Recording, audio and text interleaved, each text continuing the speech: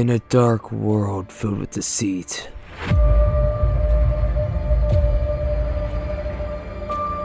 one united voice is crying out.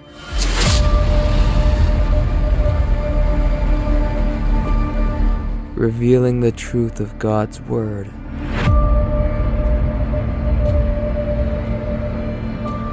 It's time to expose the hidden truth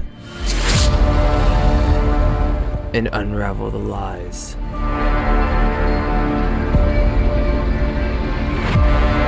While we're living beyond Satan's little season. With Sister Crystal and Brother Phil. Welcome to Living Beyond Satan's Little Season show. We're your hosts. Sister Crystal. Brother Phil. The topic today, divorce and remarriage, a biblical solution. This is going to be a bombshell of a show. What do you think? Yeah, it's going to be a shocker to a lot of people. You know, we live in a day and age now, unfortunately, that this is such a common thing that we have this issue with failed marriages and everything. And, you know, people want to know, well, what does the Bible say? What are some biblical solutions? What can be done about this? And it's become almost an epidemic in our society, in our culture, that this is pretty much norm. And now people are getting to the point where they don't really want to get married because they, you know, the divorce situation statistics are so high now. And everybody knows people that have been divorced. I mean, I don't know anybody that doesn't know somebody who's been divorced. It's such common in our culture and society now that now we have a situation where people want to know, well, what does the Bible have to say about it? And that's what we're going to kind of go over today. Well, I hope that people want to learn what the Bible has to say and want to follow what the Bible has to say, because really, a lot of people just want to do what they want to do. And they've been burned by marriage, so I'll just get remarried. And unfortunately, people don't understand you can save yourself a lot of heartache and a lot of stress and anxiety if you just followed what the Bible. My research into this topic, I wouldn't do a show like this if I couldn't say anything that I don't believe I've ever heard anybody else talk about. And that's why that's why you guys are listening to the show, because you want to see my take on it. And so what I do is what I think is these words, these biblical words, and the context of the biblical things, they all have meanings to them. And this is what we're going to go over today. We're going to go over mainly this show is going to go long. I think it's going to go a long ways, because we're going to go over all the main passages of scripture that talk about this topic of divorce and remarriage and see how it fits into the biblical standard that we're going after today. When I did the research on this, it literally shocked me what I discovered. I discovered something I'd never seen before in the Bible, but there it is. Plain as black and white right there in front of my eyes. But you see, that's what you have to do. You have to look at things. And one thing I noticed about the Bible as I study it is the Bible is very specific about using words and phrases to describe things. Okay? It's very specific. In other words, it doesn't just say something and not mean what it says. Every little word means something different, and what we have to do that and apply this to the Bible. Well, and it applies to the certain groups of people, and it has its applications for every person who it applies to. And you know, like when Jesus says, "I'm coming again soon," well, he could have just said, "I'm coming again," and left the "soon" out. See, all I'm saying is, why add that word in there if that's not what he meant? Right. He could have just said, "I am coming again." But he said, "I am coming again soon." So there's an extra word in there to describe when he's coming again. And when it comes to divorce and remarriage and any topic you read the Bible, you have to be specific with every single word that's mentioned here. And I think that's where people are catching things. And we're going to go over that today. We're going to start in the Sermon on the Mount, the kickoff sermon to the new covenant, essentially. That's what Jesus, if you read Matthew chapter 5, 6, and 7, this is the first time divorce and remarriage is mentioned, and it's only 5 chapters into the Bible. Really, it is. 5 chapters into the Bible, the topic of divorce and remarriage comes up for the first time, and Jesus is given a kickoff sermon on the Sermon on the Mount of what it means to be a Christian, what it means to be a believer. And he brings up this topic, and we're going to read that to start out with. Matthew chapter 5, verses 31 and 32. It was also said, whoever divorces his wife let him give her a certificate of divorce. But I say to you that everyone who divorces his wife, except on the ground of sexual immorality, makes her commit adultery. And whoever marries a divorced woman commits adultery. The topic of really adultery is coming in here. Okay, now this is if you read in context, and that's why I didn't really have time to. We can read in context. He gives one on like he starts out talking about lust. You heard it say that you should not commit adultery. That was in Matthew chapter 5 verse 27. Then he goes on and talks about divorce after that, talking about also you've heard it said, whoever divorces his wife, okay, let him give her a certificate of divorce. Okay, so what he's going over is what you've heard about what the Bible teaches. And so then Jesus is then kind of giving some specifics here to try to break these things down. Now, what exactly does he say about this topic of divorce? Okay, well, let's leave out here every man who divorces his wife. See, it's not a woman. Here specifically he's talking about it's not a woman divorcing a husband. Right. It's specifically in this passage talking about every man who divorces his woman or his wife. Mm-hmm. Okay, because so Matthew chapter 5 does not really teach specifically about a woman divorcing her husband. Right. It's specifically talking about a man divorcing his wife, because really in Hebrew culture, women really couldn't divorce their husbands. Right. Really, I mean, in Greek culture and in Roman culture they could, but in Hebrew culture they could not. That the man could divorce or put away his wife, Right. if he gave her a certificate of divorce, kind of like giving her, okay, you're free to move on with your life Right, now, kind of right. scenario. That one, really, the certificate of divorce was to protect women. They don't belong to a man anymore. See, I've talked about this in other shows, that really what marriage is marriage is a woman belonging to a man. Right. And they are now one together. Now, what happens with divorce? Well, the man then says, okay, I'm going to release you. This is not really God's design, because we'll learn later on from the beginning, it was not so. That's what we learn here. Okay, so he goes on to say this.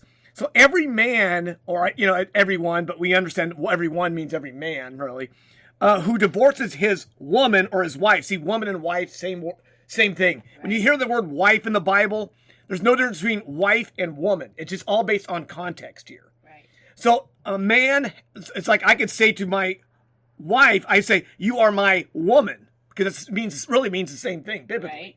Right. But it sounds kind of like rude for me to say that. If I say to my wife, honey, you're my woman, it almost sounds like I'm some caveman or something, doesn't it? Well, a little, but it's meaning possession. She Right. belongs to him. And if you understand, about the idea of possession, men are given a wife in marriage, and women are given in marriage. Right. This is the biblical way things are.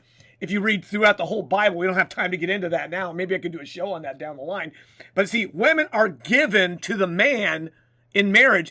So the woman becomes the man's possession. Right. She leaves her father's. Yeah, she leaves her father, and the man leaves her father and mother and cleaves to his wife, Right. and the two of them now become one. Right. Every man who divorces his woman or wife, except on the grounds of sexual immorality or fornication — I don't like to use sexual fornication, really — makes her commit adultery.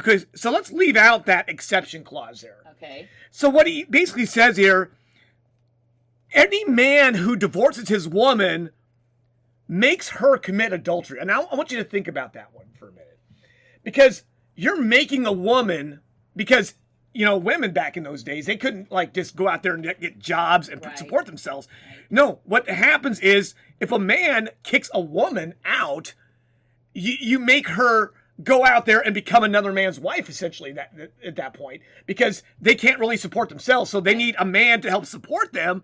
So what do? They end up latching onto a man. Then that those women are essentially committing adultery, because they still are the property of the first man, Mm-hmm. of their husband. Essentially, what we're going to learn about is this is why the certificate of divorce kind of kicked in. This is why if a woman has committed a fornication, he's not guilty of causing her to become an adulteress because her act alone made her an adulteress.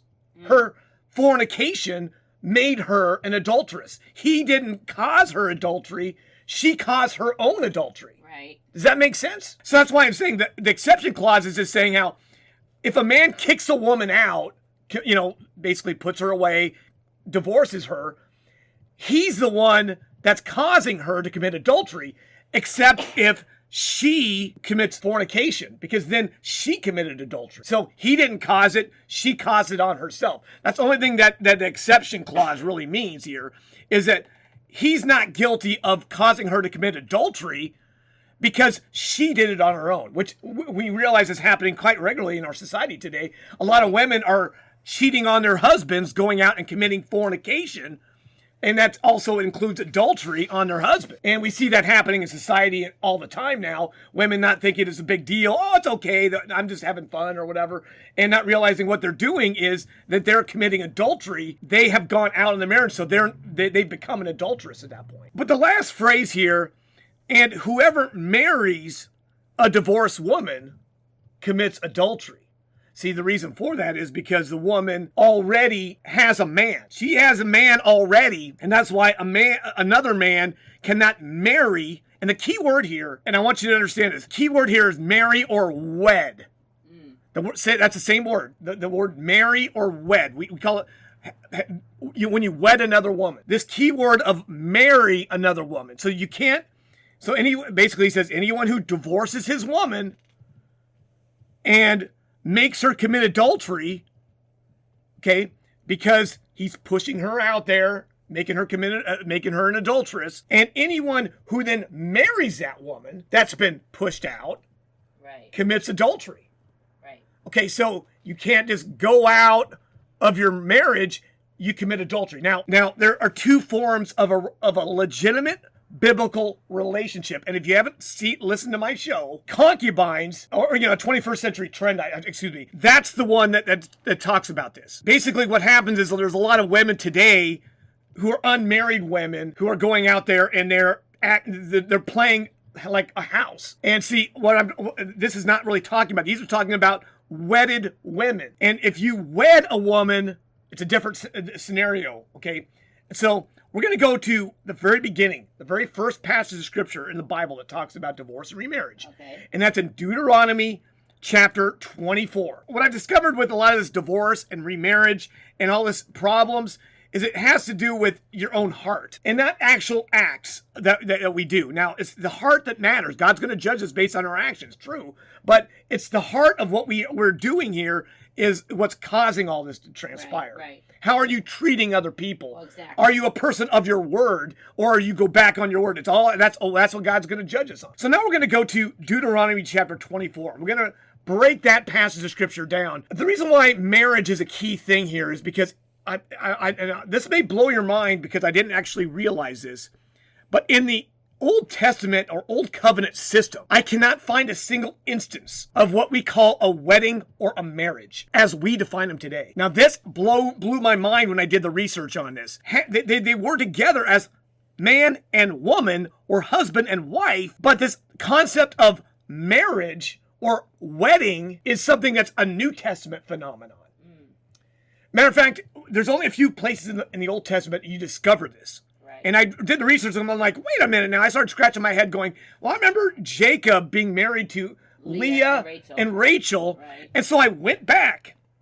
Sure enough, that word, they wedded is mentioned there. Okay, but you got to remember, this was before the Old Covenant system. Now you get to the Hebrew culture, and you get to the covenant of Israel, and Moses laying down the law, not a single mention of a wedding or marriage in the law of Moses. I find this to be super interesting. And then the only other time you hear about a marriage in the Bible or a wedding in the Bible is Esther getting married to a Persian king. In Babylon. No, in Persia. Okay, so that's not even Israel. That's of course foreign. So what I'm trying to say is I can't find, and I might be wrong about this. I want everyone to, if you let me know in the comments, let me know if I'm wrong here. I can't find a single instance of a wedding in the old covenant. Okay. Now in the new covenant, right away you hear about the wedding feast of Canaan right away, Right. where Jesus does his first miracle. Right. But I'm like going, okay, well, why is it not mentioned in the Old Testament here? And in the New Testament now, it's kind of brought up as if you wed or you marry someone, when this word is pretty much foreign to the Old Testament, essentially. Right. Except for just a few little places that aren't part of Israel. I'm just bringing this up because I find this to be fascinating and interesting. Okay, now we're going to go to Deuteronomy chapter 24. Now, this is very interesting. Deuteronomy chapter 24, verses 1. And if any take a wife and should live with her, and it shall be, if she should not find favor before him, for he finds in her an indecent thing, then he shall write to her a certificate of divorce scroll, and he shall put it into her hands, and he shall send her from out of his house. Okay, so here again, if anyone take a woman, okay, so that's a man who takes a woman. A man and a woman, they live together, committed to one another. No wedding mentioned here. Contract deal that you make with the family Right. for this whole deal. Right. And we're going to go into that maybe in another show about betrothal and how that all worked. But the whole point is that there's not really what we call a wedding involved, okay? Which may shock people. This is why it's your word is your bond. It's like, you make contracts, and your verbal contracts matter. See, it's a verbal contract you make. That's the only thing that matters to God. Yet your yes be yes, and your no. Anything else is from the devil. Right. See, so back then, they actually followed that. A verbal contract is all you needed. You didn't need paperwork involved. It was just, you're mine, I'm yours, that's it. Right. That's as simple as that. Okay. Right. So here, this woman is given to him, and he finds something, indecent, or not. What does that actually mean? We don't really know for absolutely sure. But he's it looks like here he's not too happy with his woman. It sounds like he's not happy with it, and he wants to return her or dismiss her because there's some fault found. Yeah, and there's a right or a scroll of divorcement that he has to give her. And I think that this is really to protect her so that she can literally become another man's wife. So she has the paperwork to prove that she doesn't belong to another man. Because women really are supposed to belong to somebody all their lives. In the very beginning, they belong to their father. Right. Okay, they're their father's possession, Right. and then the father when the time comes for them to be wedded, pass them on, they essentially give them over to a man to be a wife to them. To be appreciated like the father appreciated her. Right. It's a contract going between the father of the woman, and that's one reason why typically today you have the father walking the woman down the aisle, handing her off to the other man. Right. We still have some of that in our culture today, but it's a joke compared to what it was back in the day. Right. Because, no, it was legitimately the father, the woman belonged. Matter of fact, a woman couldn't even get married or become part of another man. They didn't marry. They just couldn't even be given away to another man unless the father said so. Matter of fact, if the father said no, that woman stayed single all their lives. So it's kind of what we have nowadays. Before that happens at the wedding, we have the young man who's interested in, he wants to propose to the young woman. So he goes and he asks for her hand in marriage. This is like almost what you would before. We'll have to do that betrothal one, but it's kind of like the starting the ball rolling in that betrothal engagement period. But he's going before he even asks her to marry him. But now it seems like the day and age we're living in now, it's almost like the father is like cut out of the picture. Yeah. I've noticed that. Today it doesn't seem like it matters that much. When in the biblical times, that's all that mattered. Right. A woman could not even make a vow, get this, without the father's permission. She could not get married. She could not, everything went through the father. And this is the biblical way things are. Not today anymore, unfortunately. We don't live in a day and age like that no more. Well, it's really what it was. It was a protection over the daughter of the young woman. Women were always under their father's protection because that's really the safest place for them to be. They need a man to shelter them and take care of them. And so when a woman goes from her father's house to her husband's house, because that's really what he should be doing. It's a transfer of ownership. He should be preparing a place for them before they get married, so that when she goes in to live with, to be his wife, that she has a place to take care of, so she can be his helper in that place. Women are supposed to be under the protection of a man at all times, but not today's society. That's God's code. Yeah, this is God's way, but you look at society today, and it's almost like, what? No, women, we're our own people. It's like feminism has gotten people off this idea that women are under men, right. And because, we understand some men are abusive. Right. We understand all that, okay? But I'm saying, I'm looking at the biblical standard that a good father will love his daughters so much, just like I love all my daughters, and I protect them, and I'm protecting their virginity until I'm ready to hand them off to another man, right. so that they can be wed to them. Right. Well, that's the thing. It's a protection. It's not looked at today as being of vital importance, but then it really was, and I think it really still is. It should be today, because so many young women, maybe they didn't have a father growing up, maybe he was not around, or he had passed away, or had died. Women really do need someone to look out for them, and that's what fathers do until they get married to their future husband. Okay, so in this Deuteronomy passage, we kind of got a little off track here, but you have the woman that's given to the man. Right. And he finds something indecent in her, so what he does, he writes her a scroll of divorce, or what a lot of versions call it a right of divorce or whatever, and he puts it in her hand. In other words, she has the paperwork that she's now a free woman, that she can now marry another man because she's not committing adultery. Right. Because otherwise you can say, well, who do you belong to? And then she can just, she would be considered to be an adulteress if she didn't have that right of divorcement. This woman goes out and becomes another man's woman. Wife. Right. Wife, right. And I use woman and wife in the Bible are the same word. Right. Like there's no difference between the word woman and the word wife anywhere in the Bible. If you ever look up that word, hear that word wife in the Bible, you can replace that with just the word woman.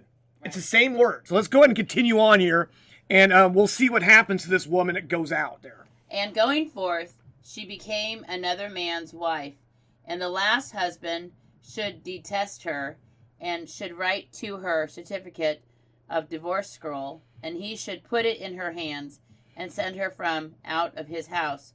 Or should her last husband die, who took her to himself as a wife. The former husband, sending her out, shall not be able to return to take her to himself for a wife, after her being defiled.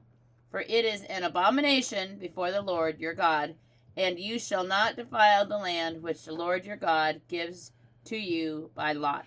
Okay, so this woman then is, after she becomes another man's wife, and let's say the second man doesn't really want her anymore, and he writes her a certificate of divorce. So, this is describing, in my opinion, the woman at the well scenario.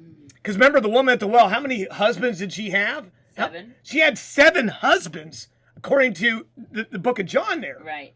So she was... and Jesus knew exactly how many husbands she had. And so she legitimately... This scenario is like her, except 7-fold, okay? Mm-hmm. That she went from one man, right a divorcement, went to another man, right a divorcement. 7 times did this. This was her life. Right. No security in her life at all. Her life was in shambles. Well, it doesn't seem like it's very legitimate or feasible for them to write a letter. I mean, yes, they write it for her, but what did she do? Was it really something she did wrong? Was it something they just, Yeah, we don't know the whole back. I wish we knew more of the backstory behind the woman at the well, honestly. Well, no, but whatever reason that these husbands can find fault with defiling her or saying that she was no longer... Well, I think later on Jesus actually addresses that in Matthew chapter 19, and we'll get to that here probably next time because we're getting kind of late on this show. Here you have a situation where this woman is legitimately got married, or well, I shouldn't even say marriage. I'm No, just so used to saying marriage. It isn't even, there's no marriage and wedding mentioned here. She got She into another was man's given house. to one man. That man kicked her out. She went and was scooped up by another man, and he kicked her out. And so, or that man dies, and she's not allowed to go to her first husband again. Her husband cannot take her back. See, so that makes men think to themselves, well, I better, not get rid of these women. I have to think twice about that because I can't ever take her back. There's no recourse to taking her back if she goes off and becomes another man's. Now, in this situation, if she goes off and becomes another man's wife, he isn't allowed to take her back. Now, there is a situation in the Bible where a woman did go to become another man's wife, and it was legitimately, she was taken back. Do you know that time? All right. King David, believe it or not, with his wife, Michael, right, was given to another man in marriage. But see, he is not the one that instigate the right of divorcement. Right. The father did. Her father. Her father, which rightfully gave her to him in marriage, reneged on his word and took her back and gave her to another man. So you see, so David was not at fault here when she was then given to another man in marriage, and David rightfully so took her back because he's not the one that, see, it's all contractual here. Right. Well, and that's the same idea. It's that word of mouth. It's, I'm going to do what I say, Right. David paid the bride a bitterness price between David and Saul, and that bitterness, Michael got kind of caught in the middle. That's why it's like this only specifies if a man divorces the woman or kicks her out and she goes to become another man's wife. It doesn't count if a woman then her father or something else happens and against the man's choices she goes to become another man's wife. Then it's legitimate that he could take her back. Which nowadays, and let's apply that to the divorces today, you have a lot of women going out there that are cheating on their husbands, decide to go off with their affair partners or whatever, and that man can legitimately she still belongs to her first husband because he never gave her the permission to go out there and find another man. She did it on her own. She's the one that instigated the divorce. She's the one that wanted to separate. He's not the one that wanted that. He wanted to keep his word and stay in the marriage. She wanted out. Can those people get back together? Yes, they can. It wasn't the man. Now, if the man does it, then that's a whole other story. Right. That's why, men, you got to think about it. When you divorce your wives, you might regret it. I'm just saying, this is what the husband finding fault and the woman being defiled because the husband finds the fault of it.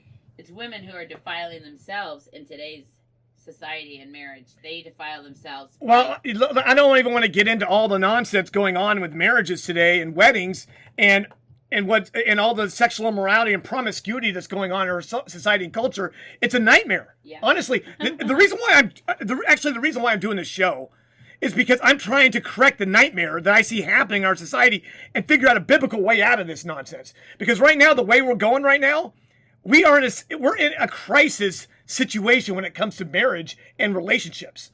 Well, and see, that's the whole thing. It's been an attack on the family.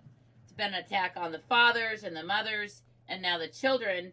And now we have the family model of husbands and wives are being under attack.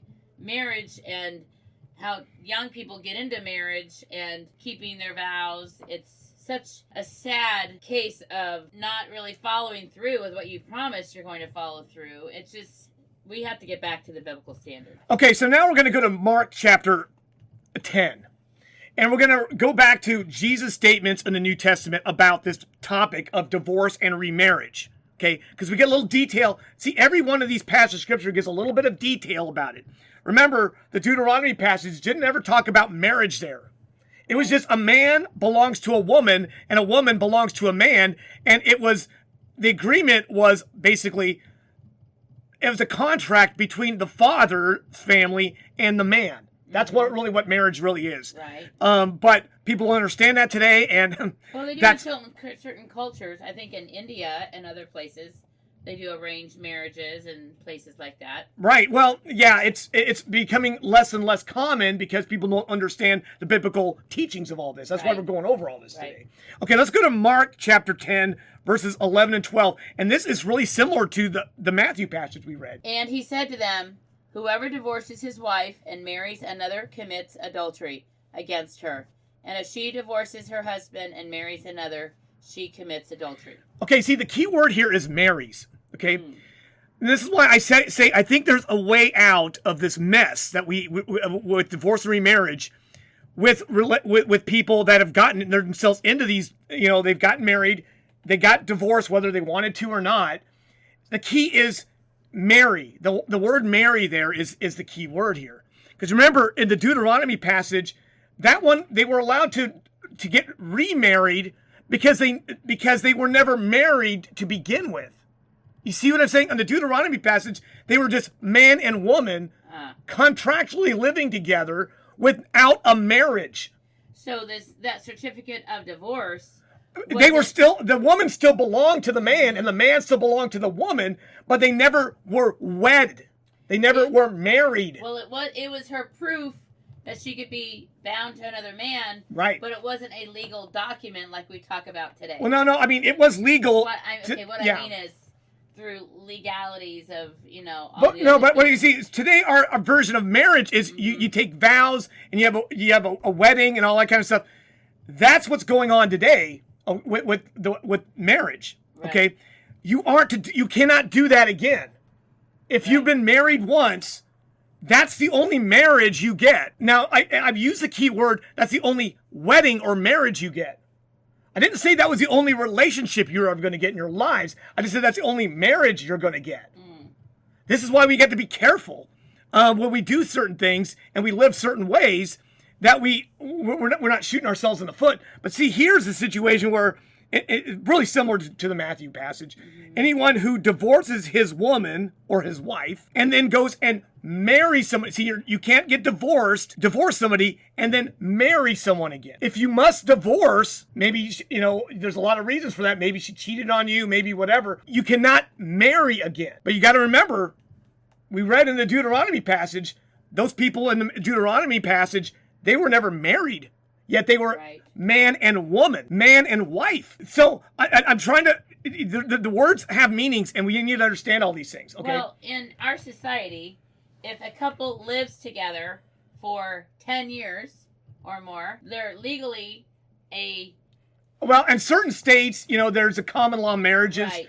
And I don't really want to get into all that. It's basically saying we belong to each other, essentially, in that. You've made it a decision to be together without going through the procedures. Yeah, without going through the paperwork involved. Right. I honestly don't think you need the government anyway. No. It's all nonsense. Really, it has to do with just it's your relationship with your woman, and that's it. If the man's really the responsible one. He's got to be the one that keeps his word.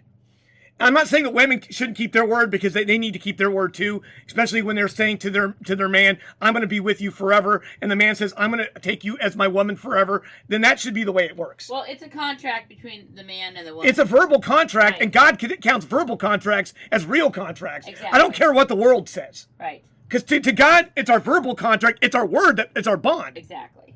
And so that's why when I said I do to my wife here, I was telling him forever. That was 30 years ago now, wasn't it? Yeah. Almost 30 years ago now. And so I'm going to keep my word until her last breath, because I said what I meant, and I meant what I said. Right. Okay. So here's a situation where if a man divorces his wife and then goes and marries another woman, that's what he can't do. Right. He's not allowed to marry another woman. Okay. Wed another woman, so to speak. She divorces her husband and then marries someone else. Well, see, there you go. See, right. If she divorced her husband, she's not allowed biblically to ever wed again. I'm using keywords wed or marry again. Can she have a sexual relationship with a man and not be married or wed? Well, yeah, I think you can, but you cannot be wed to another man. This is what the biblical standard teaches. And I'm going to prove this biblically because there's a scripture that I absolutely proves this. Now I want you to understand my train of thought here, because we're going to go to Luke chapter 16, and I'm going to read you all these things.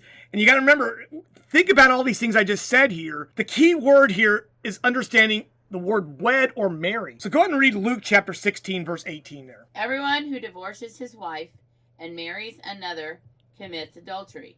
And he who marries a woman divorced from her husband commits adultery. Okay, the key is that, for one thing, it says here, anyone who divorces his woman or his wife and then marries, see, the key word is marries. You cannot marry another woman. Mm-hmm. If you're divorcing your wives, I don't care if she's a cheater or whatever she is, and you're marrying somebody else, you're committing adultery. You can't marry another woman. You already married one woman. That's it. Same with the woman here. Okay, and anyone who marries, again, see, that's the key word here, a woman divorced. See, a man cannot marry a divorced woman, okay? I didn't say you couldn't have a relationship with her. You just cannot wed that woman, okay? This is, I think, what the Bible actually teaches here, and the people are missing this point here. And I'm not trying to split hairs, because the Bible is very clear about these detailed words they use. Right. Why put the word marries in there when you look at the Deuteronomy passage? No mention of marriage there at all. No mention of marriage there at all. And here, marriage is all of a sudden mentioned. And this is the part that is causing the problems in our society and culture. Well, and that's why we have to really choose carefully who we marry.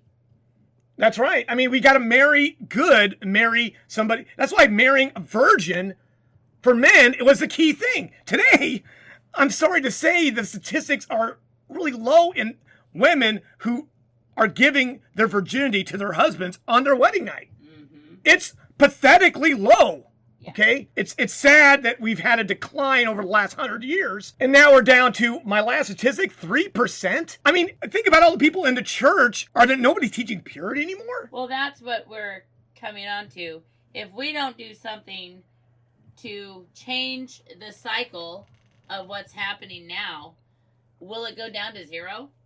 I mean, that's scary. Well, I don't think it will, because I think there is probably the small percentage we have now of families who are trying to raise their children to honor God, to honor the marital vows of celibacy and abstinence before you get married. There are some families and biblical practices of families and churches that find that to be a valuable thing to teach and to promote, but we don't have enough of it in the church. Well, see, and I understand we've all failed at stuff because our society, and we've all gotten deceived, and there's a lot of reasons why people have failed on this.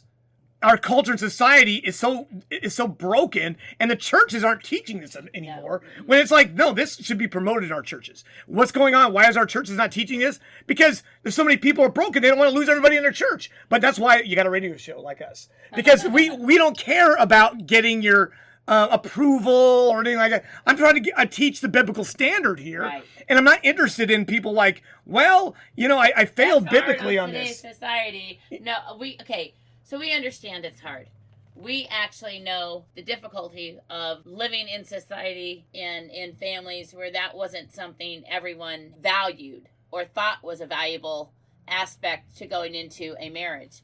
But you're listening to two people who both valued that before we even got married. And I think that's one reason why we hold our vows as our marriage and going on 30 years is so really vitally important to us, and our kids see that. Well, that's why I say I think we're the last of the old guard, but we're going to keep the old guard going. We want to get back to the biblical standard, and even if you failed, even if in your life you realize, okay, I messed up, I failed. Failure's fine. That's fine that you failed. You just have to realize, okay, I've got to get back up. I got to start doing things the right way. I got to start teaching my kids the right way. You got to break the cycle. Yes. And this is what we need to be doing with our children and our grandchildren, is breaking the cycle of this destruction in our society and culture. Sexual debauchery. Right. Because we're going to have a part 2 here, because we're going to probably close it here. Because I haven't got to my biblical proof that I'm teaching that there's essentially, Paul talks about there's 3 different types of relationships that you can have. And you think Phil, you're crazy that, no, I'm not. When I see biblical things, I'm going to bring them up to everyone. And I think that there's scripture that's been, that people have glossed over. They've worked around them. And you know what? No, we don't need to be glossing around and looking over anything. The Bible teaches us everything we need to know. Right. And this is why we're here. Okay, we're here to show you that there is a way through this mess. Right. Maybe you failed, maybe you've been divorced, and you've been told by your preacher or whatever, oh, well, you can never have a relationship again. You must remain celibate or whatever else. And I'm telling you, there might be another way around this mess if we just look at the Bible and look at the details that's given here.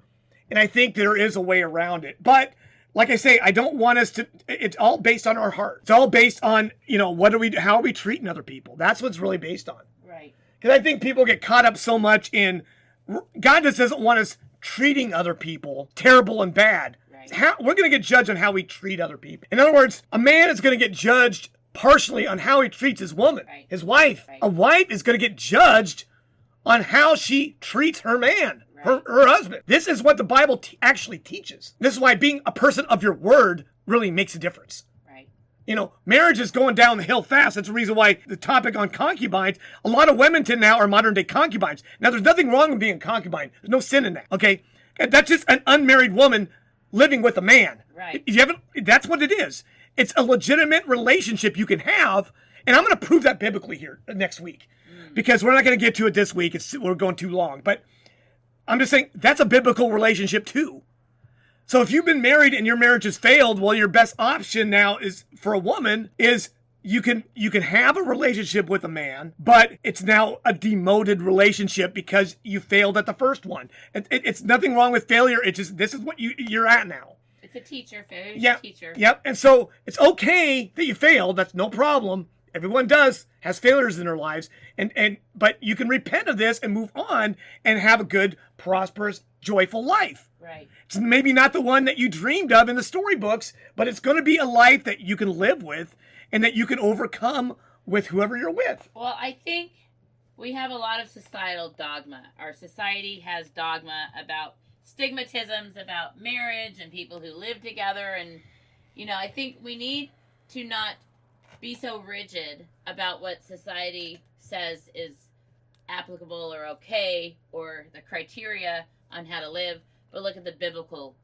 application of how to live. Living with someone you're committed to without being married to, if you've been previously married, as long as you're monogamous with that one person. But we have so many people who aren't faithful, and people think the only way to really be faithful is if they get married again. Yeah, they think. This is where our churches, I think, have fallen down. They think that marriage is you have to be married or wed to be in a legitimate biblical sexual relationship, and that is a lie that I could prove biblically, essentially, and that's what we're going to do next week. I'm going to prove that biblically that you do not have to be wed, and just like we read in the Old Testament, you show me one wedding of anybody in Israel there's none. There is. I couldn't believe it when I did the research on this.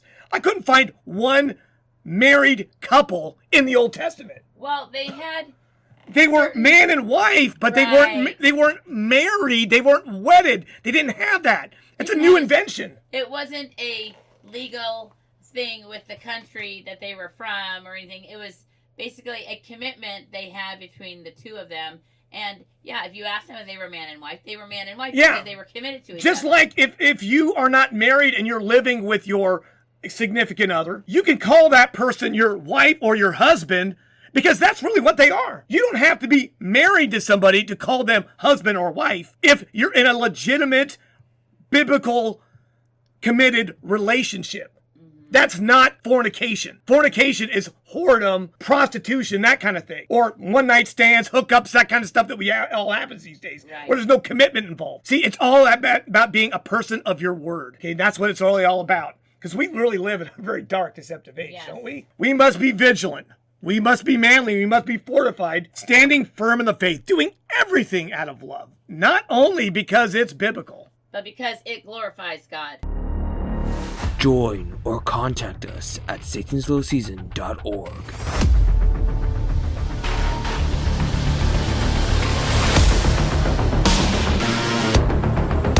This is a non-copyrighted Living in St. Louis Season production.